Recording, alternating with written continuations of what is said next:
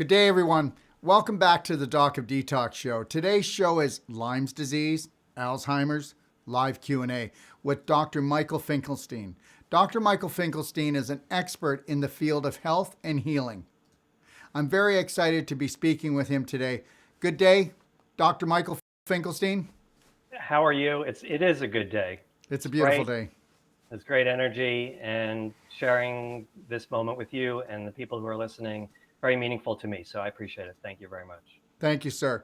Now, everybody out there, we are on Facebook, we're on YouTube. Okay, you can, and we're also on docofdetox show.com. You can send your questions in to docofdetoxshow.com.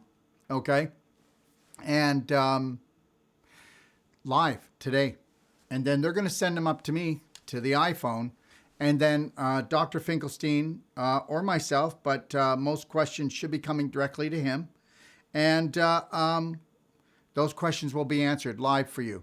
Okay, so anyways, before we get started, we thought we'd just talk about it. So what do you think about the coronavirus, Dr. Finkelstein, and what would you like to tell our audience about that?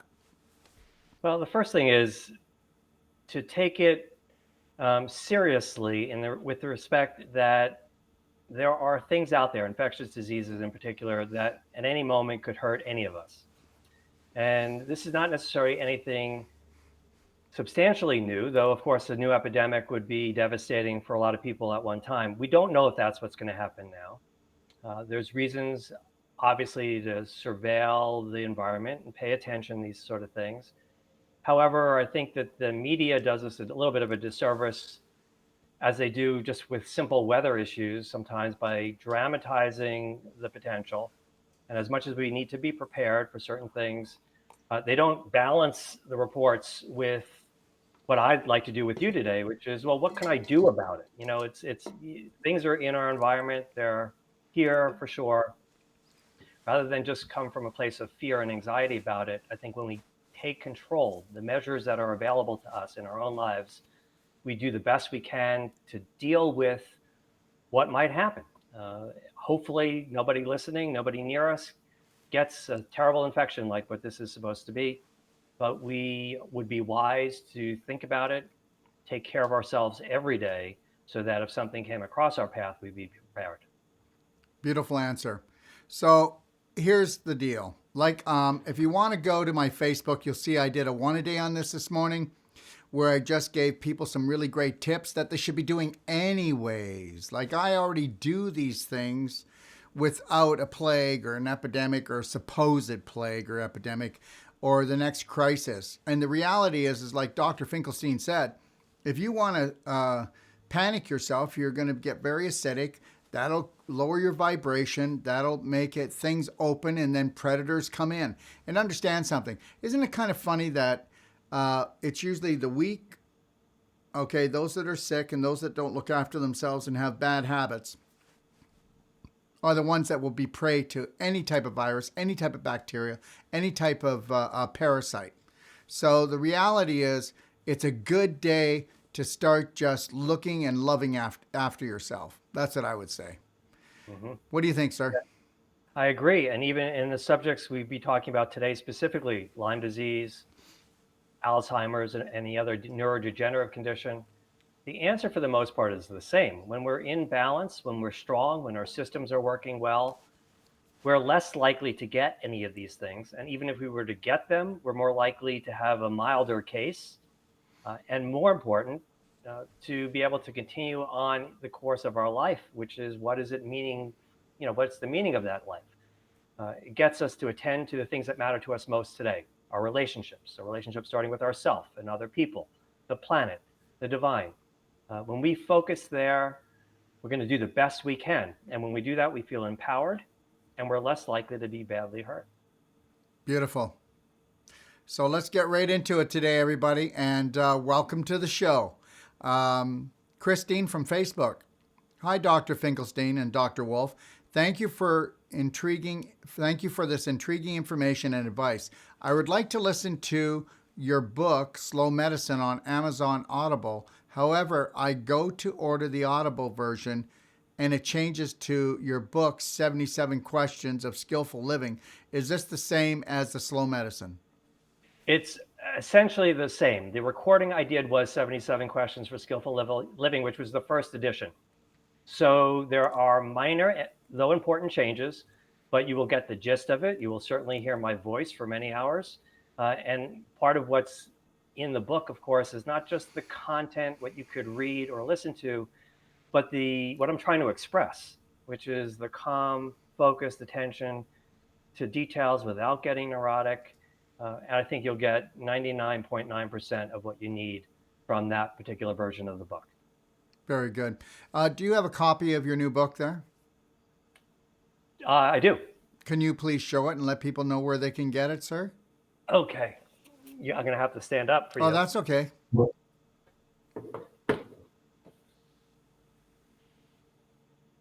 So that's the book, Slow Medicine, Hope and Healing for Chronic Illness. And this you can get pretty much anywhere you get books. There you go. Okay, sounds good. Okay. And next we have Sarah from Facebook. Can Lyme disease be transmitted from one person to another? If so, how does it happen and how to prevent that from happening? Well, it appears that it does. And when I say that, there's an epidemic of Lyme disease now, well, pretty much all over the world, but let's say specifically Australia. So Australia is an island country far away from the United States and North America. You could ask the question, well, if it's only a tick-borne illness, how would it really get to Australia? Now, perhaps a mouse got on a plane and got to Australia or something. But of course, that's, while possible, not likely to be the answer. The likely answer is that no, there have been human to human transmission of this condition.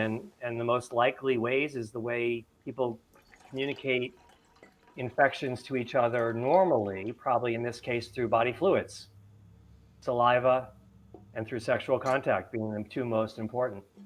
So how do you prevent it? Well, you take care of yourself, you keep your immune system strong, you encourage the other people you're that intimate with to take care of themselves and to keep their immune system strong.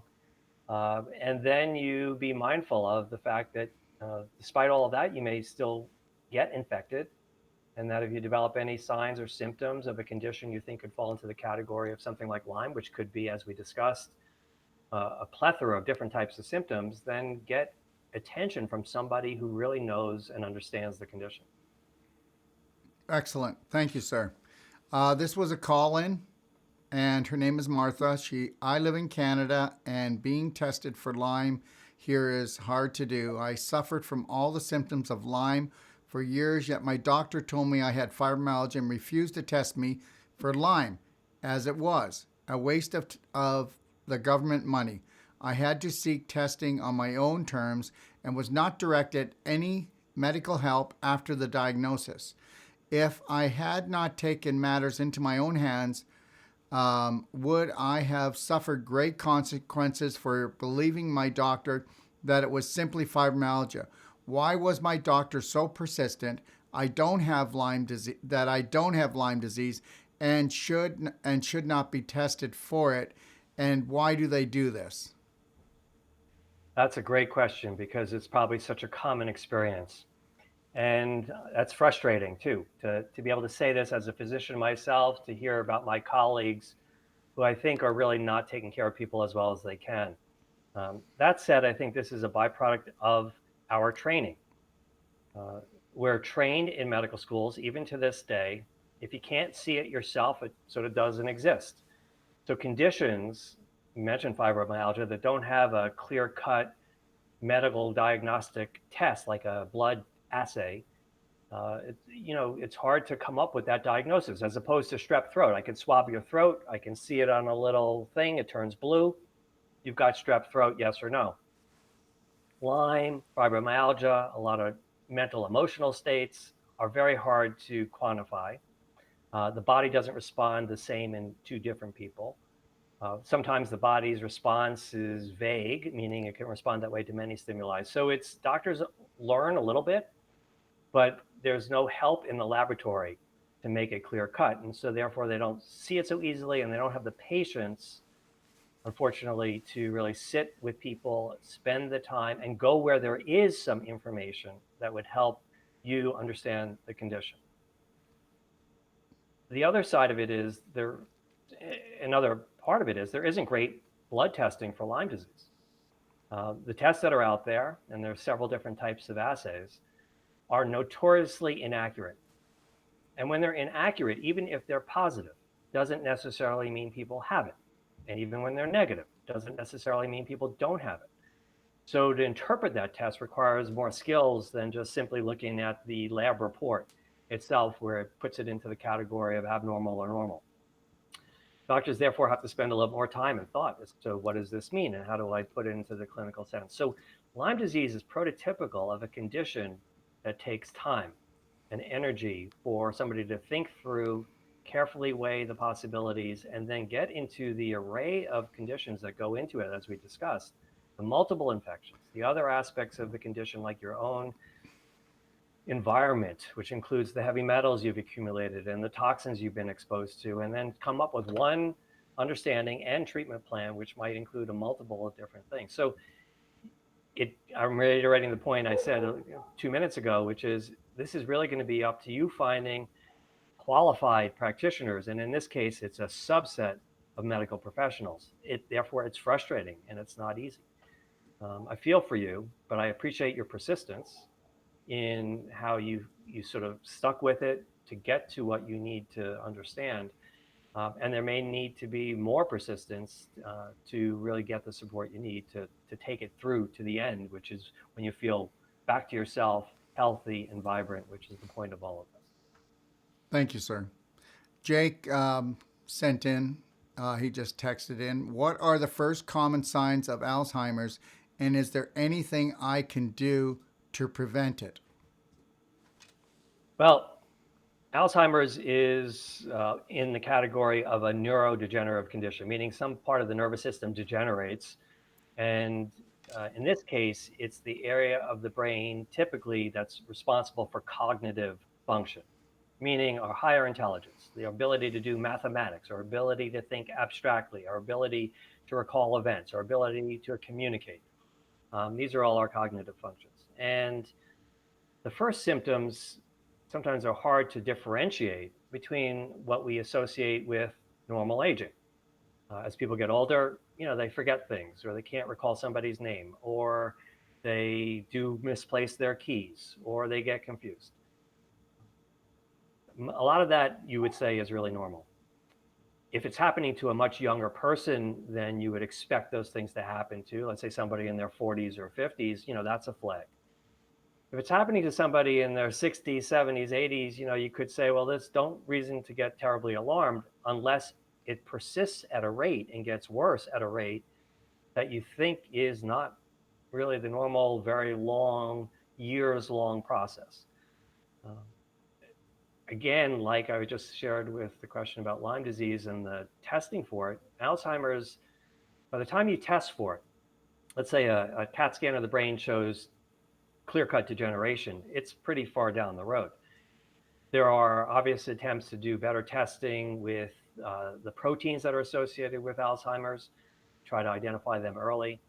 But it gets to your next question, which is really, to me, the better of the two questions, in the sense that it gets to this question about what can I do about these things anyway? I mean, all of them out there, whether it's an infection or an ailment associated with aging or exposure, we need to think about how much opportunity there is for us to take better care of ourselves.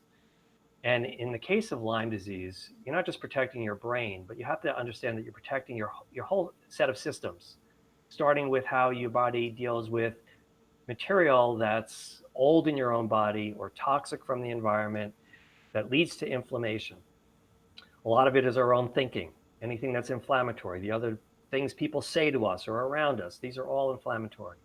Find a way to live in balance, in harmony, taking care of yourself, feeding yourself good food, feeding yourself good information, feeding yourself good people, feeding yourself good nature. These are all the things that you can do. Excellent. Brian from YouTube, what is the best way to make life comfortable and easier for a family member with chronic Alzheimer's? My dad is suffering from the disease, and I want him to feel safe. I want him to feel safe and live without fear or worry as much as possible because he is always in fear when he starts getting his senses. Yeah, it's a sweet question in that obviously somebody cares so deeply about their father's experience, and understands how important it is for the environment around that individual, specifically the other people, in this case, family. Um, to the extent that each person could take good care of themselves will change their energy. If everyone around your father then is in a better place, a little bit more calm, a little bit more tranquil, a little bit easier day, deals with their own stress and their own lives a certain way, a little better, then the energy in the room will be palpably different uh, for everyone there. And that your father, while his cognitive abilities are obviously now impaired and they're exposing some of his anxiety, he's also resonating to an unspoken but felt sense of safety, perhaps in the room. So think about the environment. Think about light in the environment. Think about quiet in the environment. Think about the extraneous moving things, but also think about the energy of the people in the environment. To the extent that you could improve those things, peaceful, tranquil music, consistency every day in terms of light and dark, calmness of the spoken word around him, the quality of things like food, those all make a difference. Finally, when he is in his state of reaction, even if those, you do all those things and he's still in his state of reaction, to respond the way you would a precious being, a young child, an animal who's hurt, with softness, sweetness, compassion. Again, that response is very different than your own fear or anxiety. Um, and then there's a reality, which is that despite all of this, it may be very difficult. And to have a sense of acceptance, trying to learn and grow in your own way from the challenges, and try to see beyond. Your father's legacy is essentially how his children and the people around him will live their lives. What can we learn? How can we understand this condition?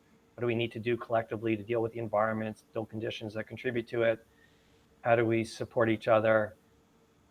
Life is definitely challenging, and this is one of those things that tends to be among the most challenging because it just deals right at the heart of people, meaning their mind, and their ability to express themselves. And I feel for you, but I think if we come together, that could be helpful. Lastly, there are other families who are dealing with what you're dealing with. Sometimes you need to go out and connect with those families to share the experience, to feel like you're not alone, and that will help as well. Beautiful. Kathy from Facebook, to what extent can Lyme disease affect you if it is left undiagnosed, untreated for years? Would you recommend regular testing if you are actively outside for work? Well, as I said before, the testing unfortunately doesn't really allow us to feel confident in the results. So regular testing to me is not going to be helpful. And the other side of your question, and I want to be careful here because I don't want to come across as being judgmental. Fear itself is one of the conditions that makes you more vulnerable to Lyme disease. The energy of fear creates an anxiety. The anxiety affects your immune system, your energy overall. And if you live your life with anxiety, let's say you can't sit on the grass, you can't walk in the woods without thinking about it, you are stimulating parts of yourself, and specifically your immune system, even how your body functions on a lot of levels, maybe to make it more likely. So in our lives, I think what we need to do is feel back in control of what happens to us. And even though we may, as we talked about with the coronavirus, even though we may have it cross our path, and we of course could be exposed and get sick, we're just feeling so good and confident about our abilities overall.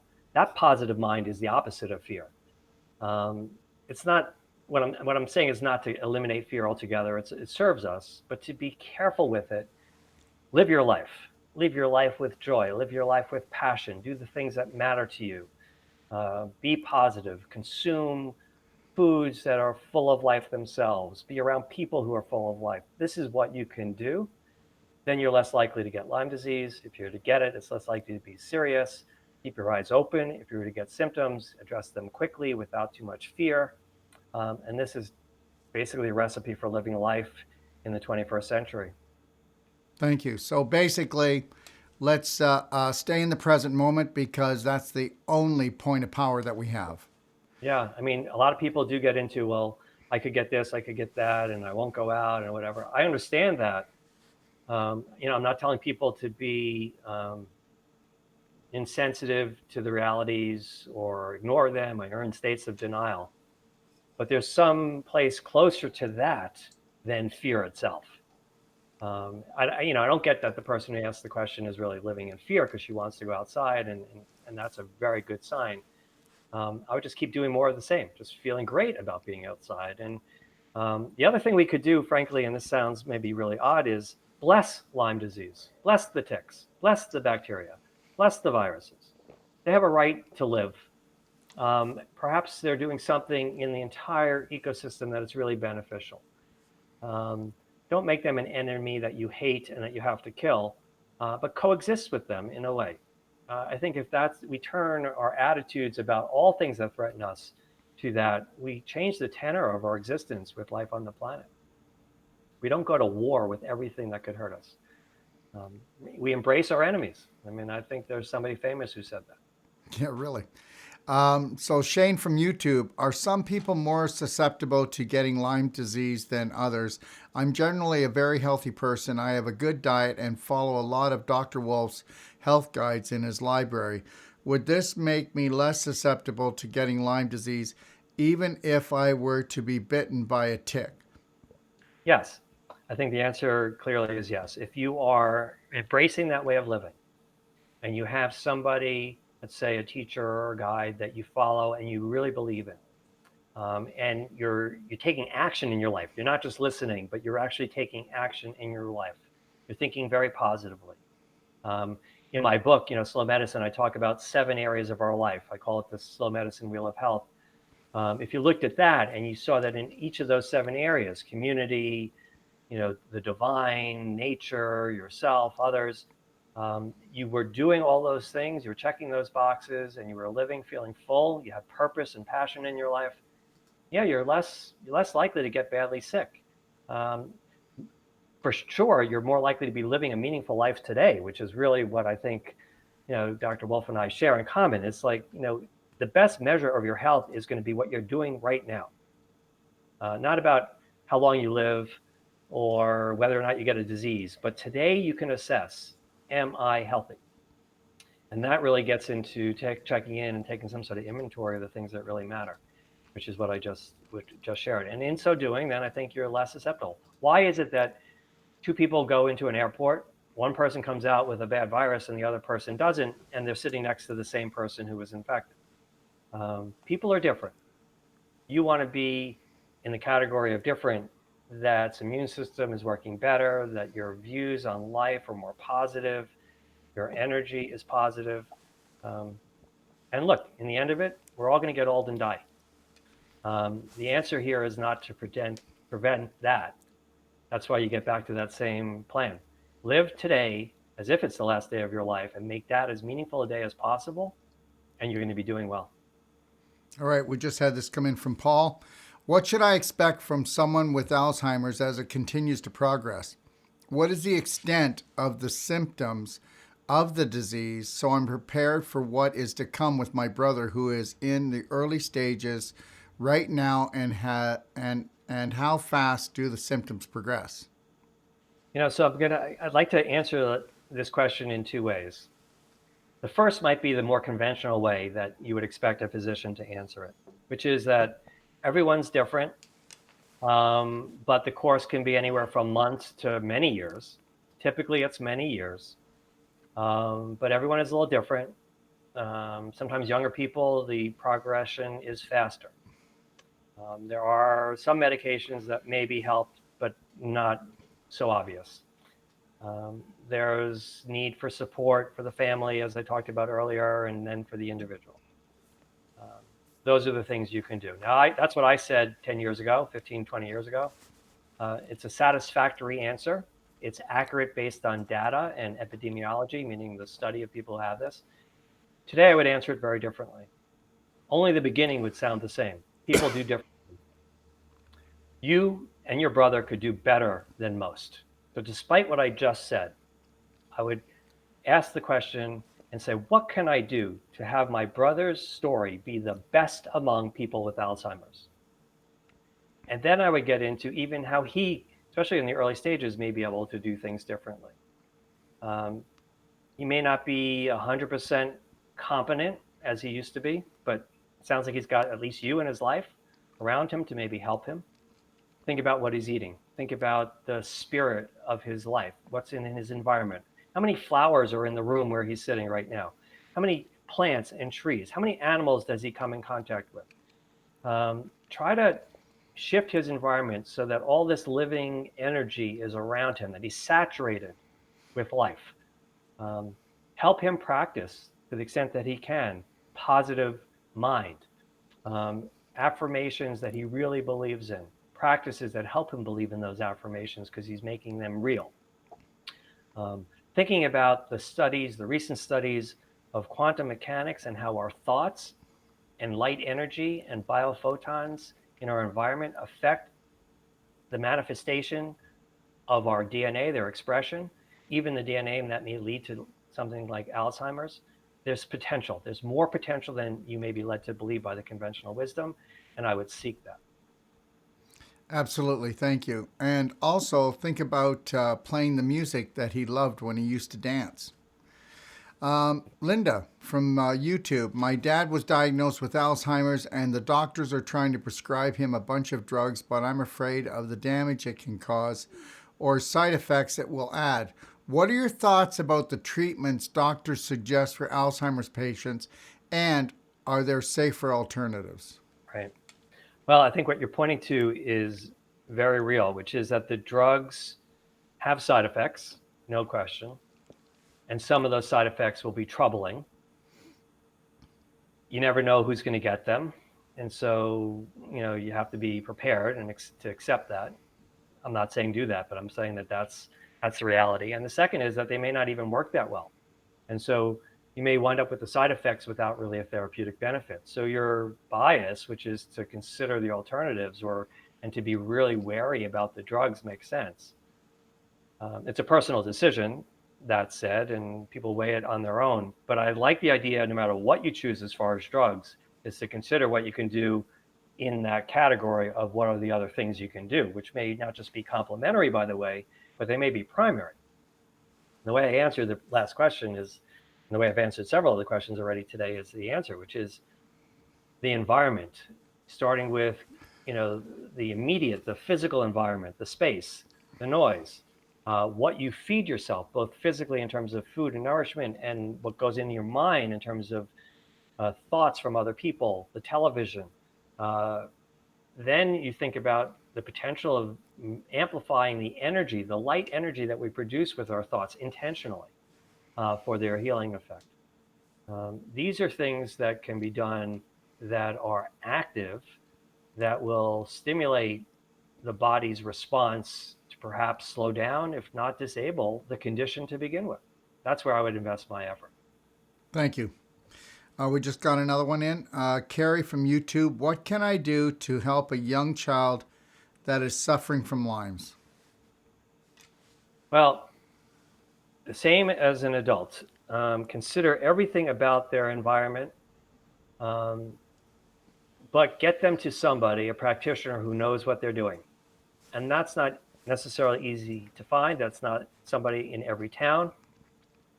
But there's a lot of people online that speak very clearly about this condition, who have practices. I'm one of them. I'm happy to speak to anyone anywhere in the world to get you started, to start thinking about these things in detail. But a child basically is the same issue. It's what does he have or she have? What different infections are possible? what other environmental conditions may be applying their pressure now, such as electromagnetic fields, Wi-Fi networks, mold and toxicity in the environment, heavy metals that the child may have been exposed to, the environment and the stimulus of other people that the child lives with. These are all factors that can be addressed, evaluated, and improved. Um, this other side of it, which is treatment, really will depend on what are the number of different things that are involved. Lyme is one organism, but the Lyme syndrome typically is a group of different organisms and other factors. And to really get to the bottom of it, for most people, it requires understanding enough of it to make a difference. Beautiful.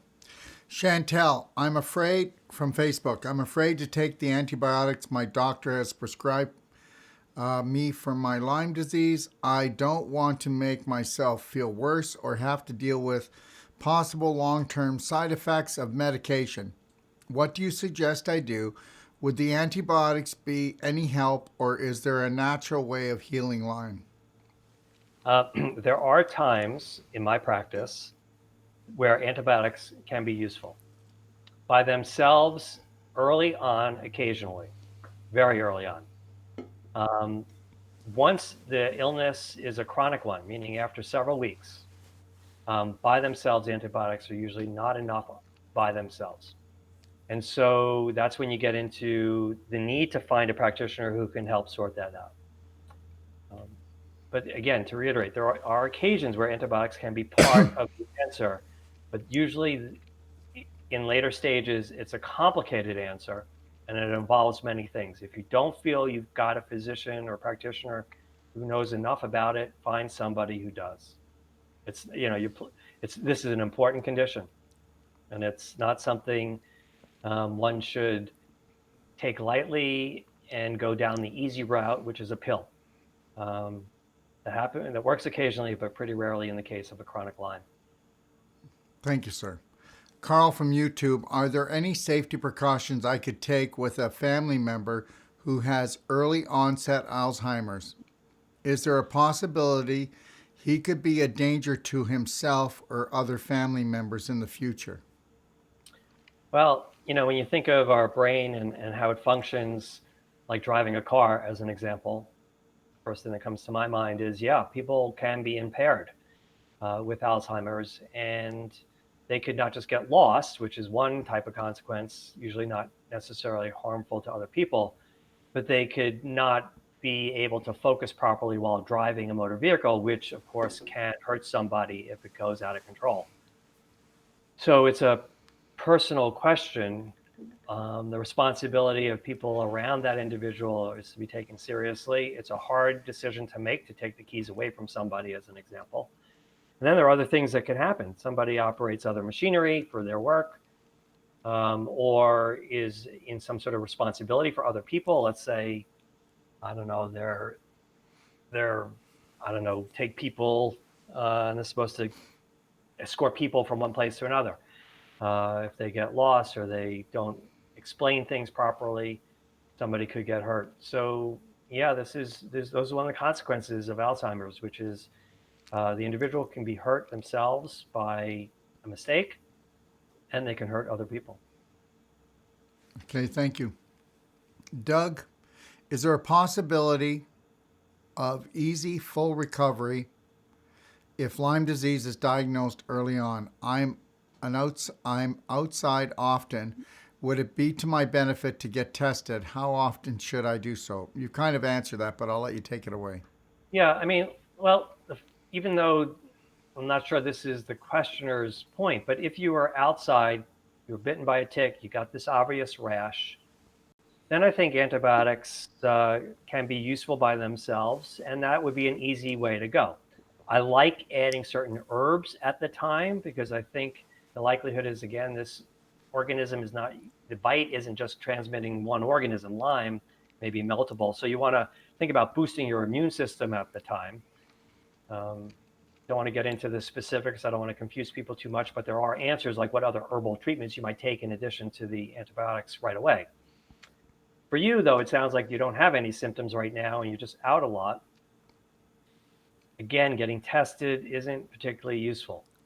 So you may just think about, how do I take care of my immune system? And maybe it's worthwhile for you to take certain herbal supplements well known to be useful for Lyme on a regular basis. That might be good for your immune system anyway, like resveratrol, what's found in Japanese knotweed, may be an example of something like that.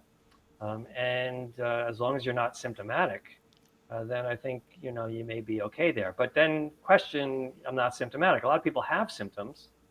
They just don't really pay attention to them too much. Like they're a little bit less energetic than they used to be, or their brain is a little foggy, or they do have a little aches and pains. They're not sure why it is, but they notice them, but they can live with them. These are things that happen to people in the normal course of life, of course, which are not usually Lyme disease, but they could be. And so before you say you don't have anything, think about that carefully, because if you've come to think of it, I may have enough of these things that warrants attention, then go to somebody, a practitioner, who can help you really evaluate this. Thank you. Paula from your show, Dr. Finkelstein. Good. I have 3 markers of Lyme supposedly. What does that mean for my health? And this was what you were talking about on your show. She picked up on that.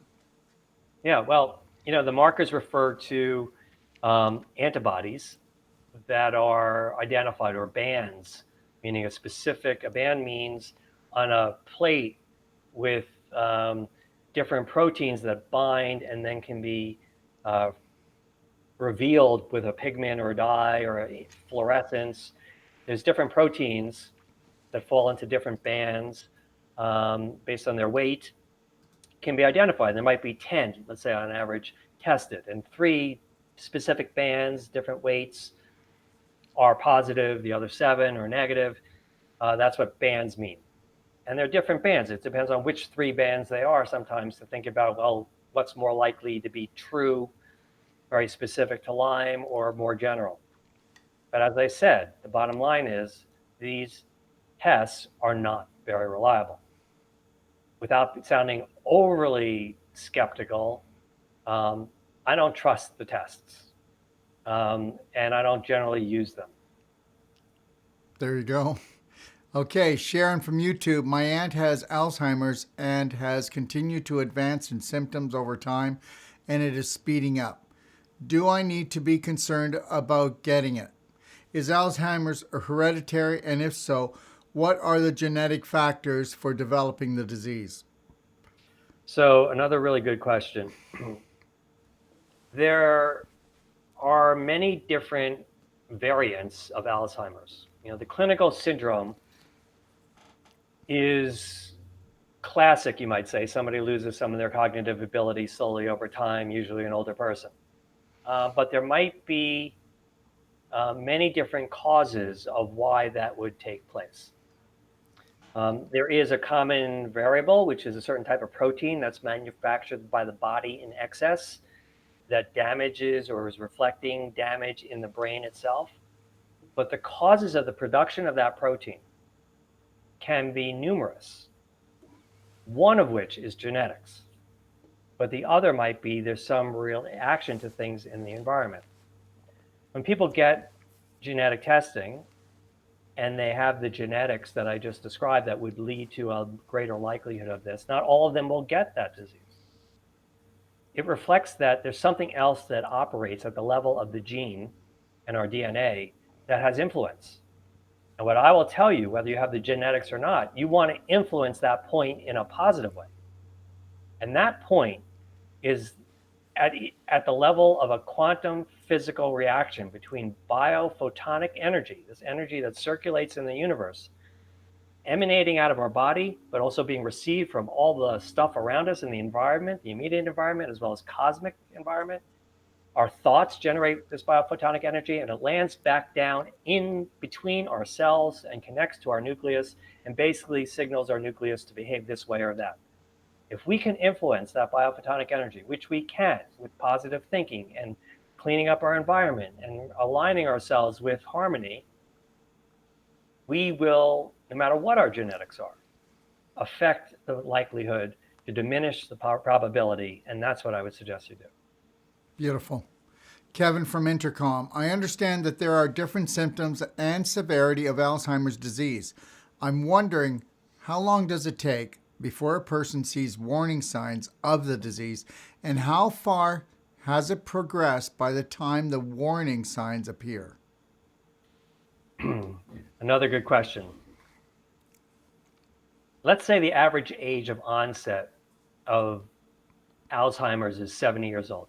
And that's just average. And I'm pulling that out of the hat. That's not necessarily, it's probably close. There's probably a real number to that can be studied epidemiologically. That 70-year-old, any of us, probably has active inflammation and the production of this protein, probably visible and evident in the body 10 years before, if not longer. The truth is, the environmental conditions that affect the biophotonic energy that I just described, that changes the function of our DNA probably started at the beginning of that person's life, if not somehow carried before. I know this stretches the mind a little bit, but let's just say, without going into lives before, let's just say the beginning of our lives, let's say we're born in, if I'm 1950, I'm 70 years old this year. If I'm born in 1950 and there's pollution in the environment, and there's toxic material, and there's metals, and there's molecules, and pesticides, and I'm sucking that all in from the first breath of my life till now, that's probably having some influence here. And so it's not like we should get all crazed and fearful, but we should see this as you've got a long time in general before these things manifest. Get to it now. Don't assume because you're asymptomatic, nothing like this is going on in your system. And this applies to every disease we don't want to get, including cancer, including heart disease and other vascular conditions, including all the autoimmune diseases and other ailments, and including our sensitivity to infectious diseases like Lyme, etc. All of this comes down to the same point. Our body, some people survive their whole life and get none of this. You could call them lucky. I don't think they're lucky. I think they're doing something with their biophotonic energy, whether it's intentional or not, that is useful for them. Thank you, sir. Stacy, what are the primary causes of Alzheimer's? I'm wondering what specific things are linked to the disease so I can protect myself from developing it in the future or ever. There's two main causes of Alzheimer's. One is the environment, and the other is your thoughts.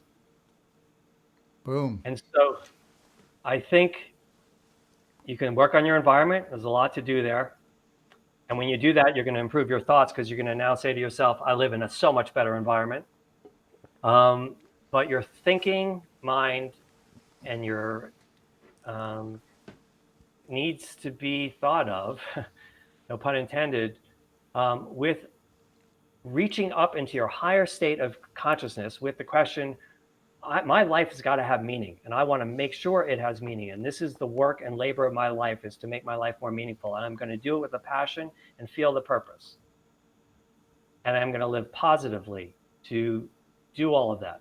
That's the type of thinking to go into this. Anything other than that thinking, I'm afraid I won't get there. People tell me I'm stupid. I don't look good enough. I'm not strong enough. All those other messages are adding fuel to this fire for every condition we don't want. Thank you. Is it, Ron from Facebook, is it true that Alzheimer's is much more aggressive when it starts earlier in life, like by the age of 40? Yeah, it is true. And then you could ask, well, why would that be? And you could say, well, it's unusual for somebody, let's say at the age of 40, to start developing this neurofibrillary tangle syndrome, which is the protein I've been alluding to that causes deposition of amyloid, which is the protein rather. Amyloid's the protein and causes these tangles. That's what's pathologically described in the brain specimens of people with Alzheimer's. Why would it happen at the age of 40 instead of 70, like I just said, is more typical? something is more active in terms of the inflammatory response or the production of this protein. It sort of means that that person, the environment, or this extracellular space that's receiving these biophotons is a little hotter, meaning turned on for some reason. It might be some genetics, may predispose them, but it's usually got to be at least the combination of those other two factors I talked about, the environment and thinking. And you would have to look there. Great. We just had another question come in. There's no name attached to it. Question for Dr. Finkelstein. Currently have an Achilles rupture, 3 centimeters in week 7, now in cast for 2 weeks. Told blood flow to the area can be difficult. What would assist in healing for tendons in the best way? Dealing with reactive ENV for a long time, T-cell inflammation, and 3 markers of Lyme. Well, so maybe a couple of things. Obviously, there was an injury, just a straightforward, injury to the Achilles tendon. But if the background is an inflammatory condition, let's say Lyme, or anything else, then it may be that you're getting more inflamed than another person might, and it may impair healing to some extent. So first things first, address inflammation overall in your body. You may need to look into Lyme and make sure that that's being dealt with simultaneously. But given the fact that there's a focal injury, that's mechanical, I think your first question about blood flow is a good one. Think about the things that improve blood flow and circulation. And there's 2 things that I can think of doing, both on the level of energy. One is you can go to an energy practitioner, a Reiki person, an acupuncturist, and then see if they could, through energy work, help you move energy into that area. There are other techniques, like various electromagnetic devices,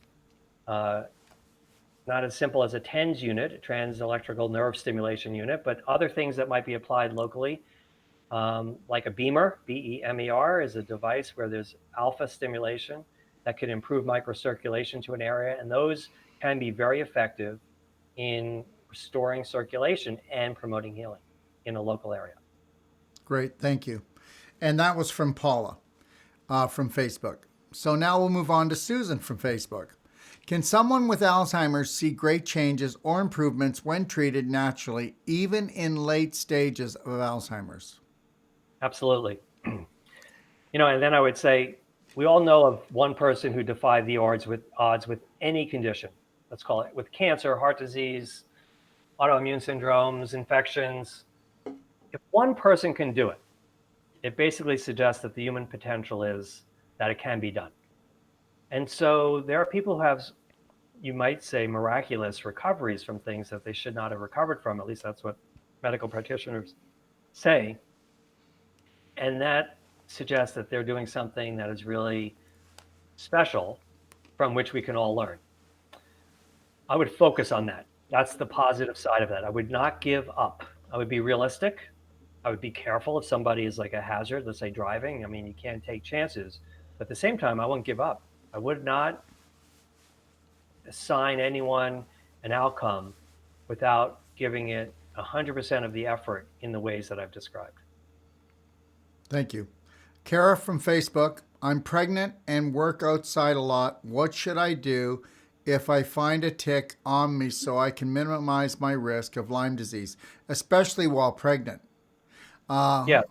And if I were to get it, would it impact my unborn baby? Well, the second half of the question is yes. Any infectious disease that you get, or I wouldn't say any, but many, particularly the viruses associated with Lyme and other things, can cross the maternal fetal membranes and infect an unborn child. That's an important subject. Without making you feel more alarmed or concerned, I just keep going back to, well, what can I do about it, which was really your dominant question. So you could first check yourself really well. Second, you can apply certain essential oils and other things on your skin to basically repel ticks.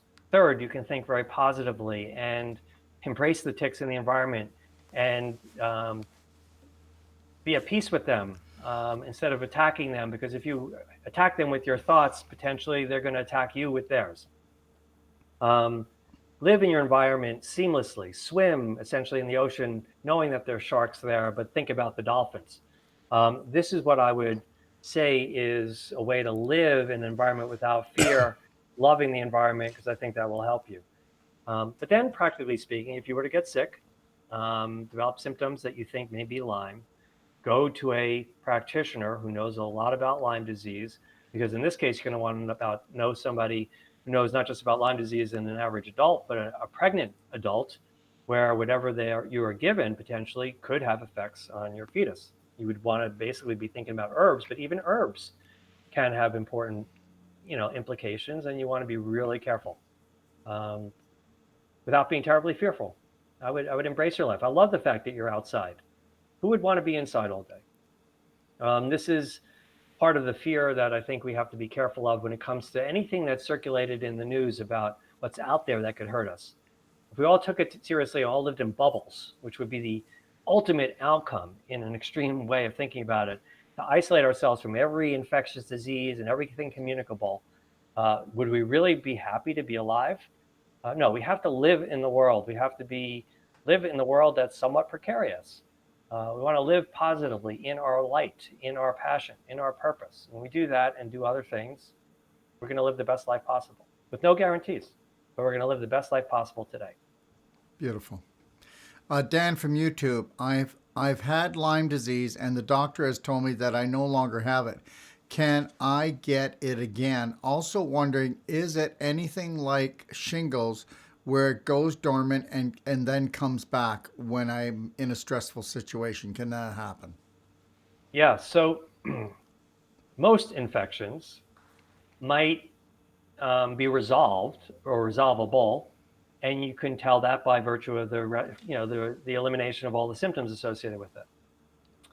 And there's some infections in particular that resolve because the last organism is dead and eliminated from our system. But the truth is, I believe the truth is that we don't kill every last organism in most cases. We get on top of it. Our immune system surveils it, has them in check, but we never get sterile. We never get to a point. I mean, it would be like saying you take antibiotics, a dose of antibiotics, and the 400 trillion organisms that live in your gut get killed all at once. It doesn't happen. A lot of them die, but not every one of them.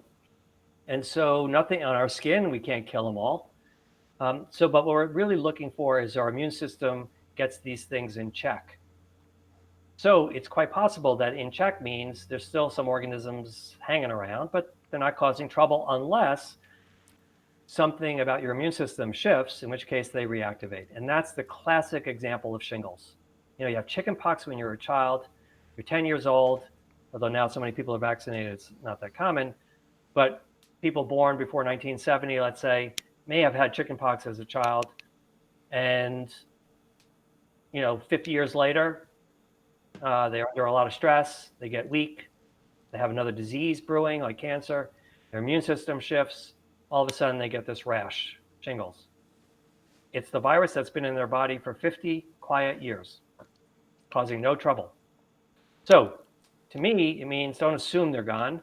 Stay on top of your immune system all the time. And try to stay away from any type of trauma that's going to cause you to go into a tailspin.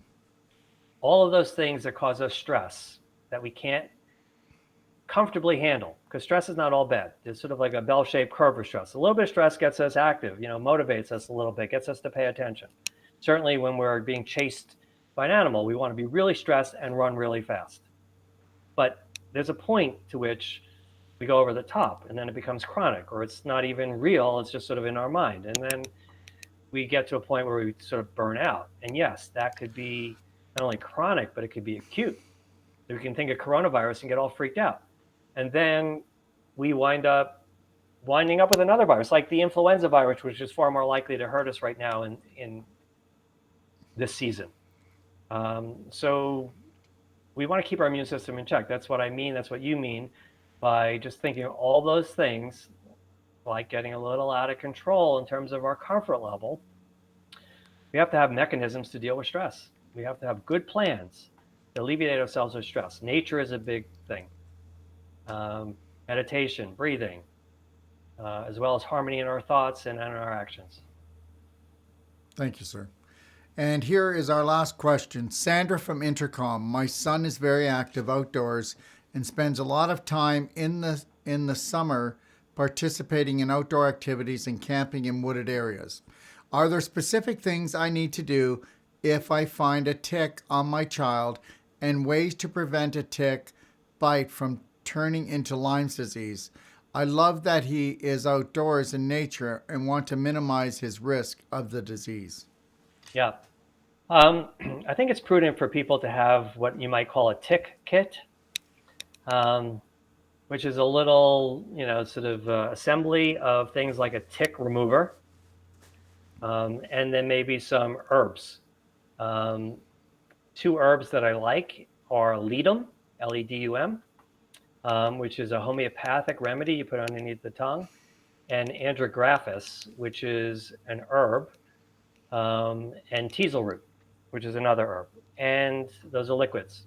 And if I was bitten by a tick, I would want to get that tick off me as soon as possible. But I would assume something was transmitted into me, and I would be taking those three things acutely. If I was a decent sized child or an adult, I would have them around. And yes, I would do that. Very good. We do have one more. And it's Paula from Facebook. Any comments about Epstein-Barr virus reactivating in people? Well, similar to the questions about Lyme reactivating and shingles, which is another herpes virus similar to Epstein-Barr virus. Yes, we tend to live with a number of different type of strains of Epstein-Barr virus. Not all of them cause mononucleosis, which is the classic. They can cause other milder viral syndromes or none at all. We can't avoid all these things. There's too many organisms in the category of potential infections, in the categories of bacteria, virus, and fungi, than we can count. We can identify many of them because they're common, and there's some blood tests for them. The assumption should be they're all around us without being fearful, but being prepared, being wise. You have an umbrella in your car probably, or at least in your closet, because it could rain. You don't want it to rain every day, but you're prepared. You have coats and boots and other things. You like when the sun shines and you're feeling good, but that doesn't mean you're not prepared. When it comes to the world and life in general, there's all sorts of things that can threaten us. The idea is to be strong in body, strong in mind, and strong in spirit. And when you do those things and live today, making sure today is a great day, you're going to have the energy and the power you need to not just prevent a lot of these things, but if you're to get them, to overcome them with greater ease. Beautiful. So, Dr. Finkelstein, I guess we'll be closing, but in closing, can you please tell people where they can get your book? Show it one more time. And also, if people want to get in touch with you, could you please let them know how to do that? Yeah. So this book is a good synopsis of what I mean by how to live in balance. So it's called Slow Medicine. It uses a set of questions to take an inventory for your health, to see how you're doing in these 7 important areas I described on the Wheel of Health. And you can get it on Amazon, Barnes and Nobles. You can even call me if you want. My website is slowmedicine.org, O-R-G. And my email is michael@slowmedicine.org. And you could send me a note, ask me any questions you want, contact me, we'll talk. I can help you in any way I can. I'd love to. Thank you. Thank you very much, Dr. Finkelstein. And we'll have you on the show again, maybe in the springtime. How's that? Look forward to it. I'm sure there's more topics on our plate that we can talk about, right? Happy to talk to you anyway. I know your questions are fantastic. Your support, your thought process, of course, the audience you've already cultivated get this. So it's a pleasure to sort of echo a lot of those sentiments and support all this work. Look, we need to do this together. We need to band together with a collective conscience and consciousness about the quality of our lives together, the meaning of our lives together, and help this world move to a better place. Thank you so much, sir. And God bless all the work that you're doing. And everybody, don't be afraid to get in touch with him, and make sure you get his book because I have it and it's a good one. It's a great one, actually. Thank you very much, sir, for joining me today. Pleasure. Have a great day. Thank you. All right, everyone. So we've come to the end of the show, and I just want to go through a couple of things this week on Wednesday, January 29th at 3 p.m. Pacific Standard Time. Don't miss Juicing and the Power of Detox with Sherry Calbaum. She is known as the Juice Lady. Also, for everyone watching, I will be back this Friday, January 31st at 3 p.m. Pacific Standard Time to answer more of your questions, emotionally, nutritionally, detox, you name it. Don't be afraid to challenge me. That's what it's all about. It's your life. Remember that. And this is a live Q&A, and you'll be able to actually text in your questions on Facebook and Instagram, Intercom, and also the docofdetoxshow.com. All right? And when you're watching on YouTube, don't forget to subscribe below and make sure you click the bell to enable notifications so that you never miss a show. And just know that all your questions are time-stamped. So every show that we do, we timestamp all our shows. We put them up on YouTube, and you can find your questions there. So you don't have to watch the whole show, because I know what life is like. It's busy. That's what it is. And for those of you who have been considering unleashing the practitioner from within, go to itioh.com, okay, and take a look at our courses. We have courses in Whole Life Coach Certification and in Wolfe Non-Surgical. I mean, there is no body work like ours. I mean, to be able to take a fibroid apart, to be able to reverse somebody's knee problem, hip problem, ankle problem, shoulder problem, spine problem when they told that they have to go to surgery, and usually, most of the time, it never occurs. Because guess what? Medical doctors do not understand scar tissue crystallization and displaced calcium, that you can reverse it. So understand that. Take a look. If you don't believe me, go to the top of my page, either at itioh.com or docofdetox.com. Go to the top, go to Masterclass, click on Masterclass, put the keyword in Master, fill out the information, and you'll be a member for life without paying, I promise. You'll have to put your Visa in or your MasterCard. We'll never take a penny. You've got my word right here on the show. And check out, and you'll see that we go through every condition that your body can go through, what the medical system says, and then what we can do for you. Okay? So check that out, and go to the A to Z guide, wellness guide that's in there, and read from 5 to 45, and then go watch the videos. And then just know this. In 2 months, we've got I Am Woman coming. And then we have another masterclass called The Emotional Intelligence of Cancer and Healing. Okay? So God bless everyone. Thank you for joining us. And know that we've got 2 more spots left in our course in April here for our Whole Life Coach Certification and for the Wolfe Non-Surgical. So check it out at itioh.com. And never forget, okay, 3, 2, 1, you got this. Have the best day of your life, and God bless. If you're looking for life-saving and life-changing information, well, you've come to the right place. Don't forget to click and subscribe. Stay connected.